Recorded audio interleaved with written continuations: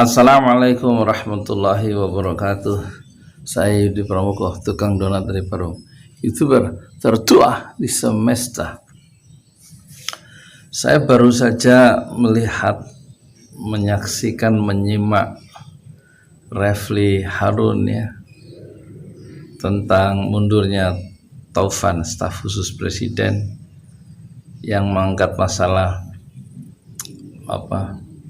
mengangkat problem inilah, etika berpemerintahan, etika bernegara.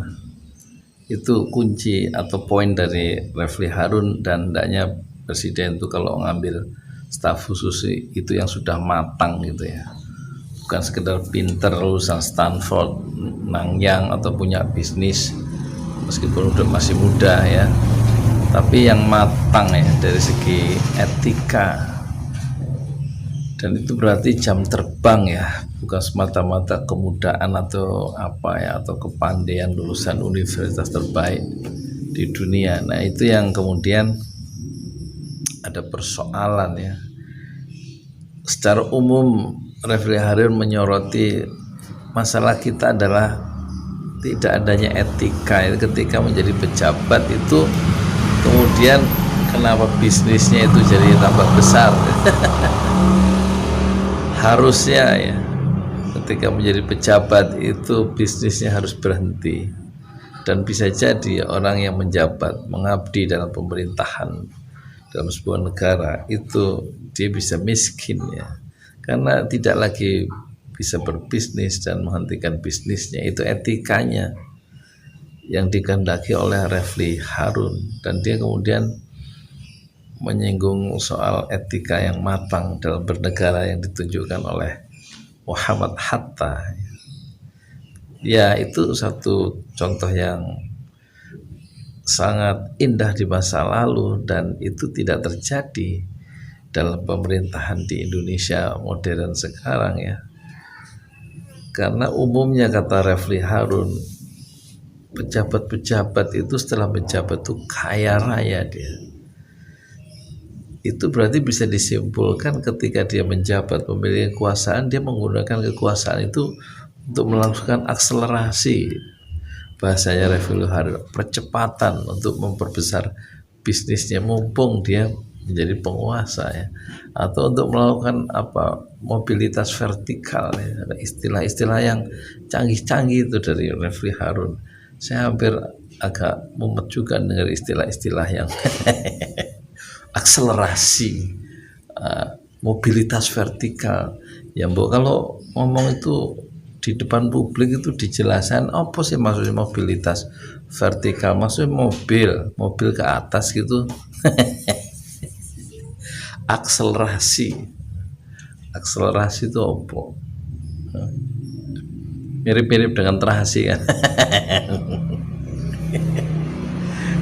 Itu menarik itu sebenarnya, tentang etika itu ya nggak bisa diukur dengan kepandaian, dan juga ini ya, itu betul-betul yang lebih di atas hukum. Etika itu lebih halus lagi ya, dan itu yang dilakukan oleh Haji Agus Salim, dilakukan oleh Natsir ketika jadi Perdana Menteri, Menteri Penerangan, atau Perdana Menteri atau Menteri Penerangan, itu menjahit ininya sendiri, bajunya sendiri yang sobek, itu jasnya itu.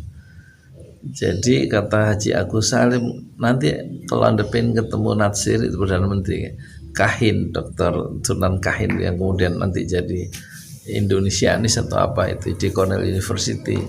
Dia waktu mewawancarai Perdana Menteri Natsir waktu tahun 50-an itu, dia dikasih tahu sama Agus Salim, nanti Anda akan ketemu sama orang yang sangat sederhana.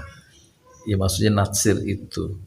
Karena Natsir itu kan didikan Agus Salim. Agus Salim sendiri, kata Profesor Sunaryo yang ahli hukum ya, yang ahli hukum, ini saya baca di 100 tahun Haji Agus Salim, terbitan Sinar Harapan itu, untuk memperingati 100 tahun Agus Salim. Kata Profesor Sunaryo, saya orang ahli hukum, katanya, selalu mementingkan bukti, dan saya lihat sendiri waktu saya berkunjung ke rumah Haji Agus Salim, saya lihat di ruang tamunya nggak ada apa-apa. nggak ada kursi, nggak ada mebel.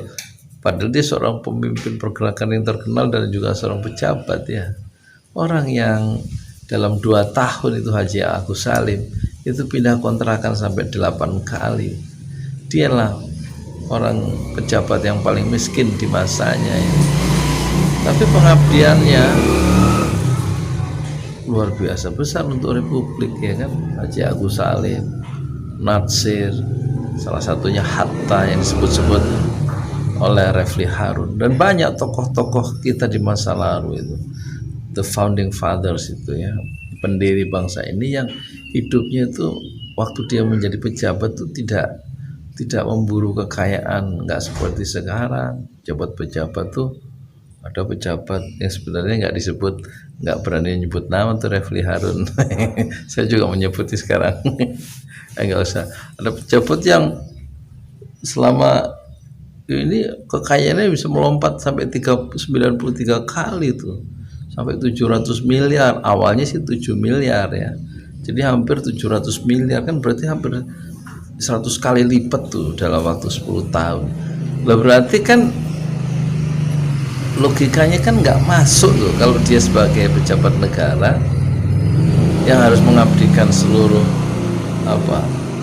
kekuatan intelektualnya, kemampuannya untuk mengabdi bangsanya, nggak mungkin dia itu punya bisnis yang bisa kekayaannya bisa melambung seperti itu ya. Dia kan harus menghentikan bisnis ya kalau menurut kerangka teori atau perspektif dari siapa, Refli Harun ya. Tapi pejabat-pejabat sekarang, kata Refli Harun, umumnya kalau dia menjabat dia kekayaannya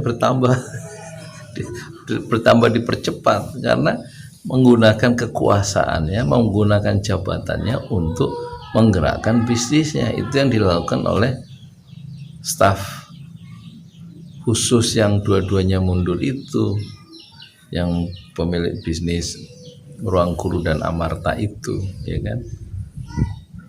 Iya nggak? Jadi problem yang diangkat oleh Refli Harun itu sebenarnya menarik ya, tentang benturan kepentingan antara jabatan sebagai pejabat publik dengan kepentingan bisnis yang dibawa dalam jabatan publik itu. Jadi ada konflik interest itu kan. Jadi menarik yang dikupas oleh Refli Harun, tapi jauh lebih menarik gaya dia itu loh sebagai YouTuber. Kalau kata orang Jawa pencilaan ya, tapi saya suka ya orang pencilaan ya. Umurnya udah 50 tapi gayanya kayak Atta Halilintar dia. Siap. Udahlah, baguslah, terusin Bang Refli, saya selalu mengikuti channel Anda ya. Jangan lupa di subscribe ya, ini yang nonton Pesantren Ojo Ali channel saya, jangan cuma channel Refli Harun aja yang di subscribe, di like and share katanya. Refli Harun, salam ya dari tukang donat Refli Harun ya. Saya Yudi Pramuko, tukang donat dari Parung YouTuber tertua di semesta. Fasbir sabron jamila, bersabarlah dengan kesabaran yang indah. Assalamualaikum warahmatullahi wabarakatuh.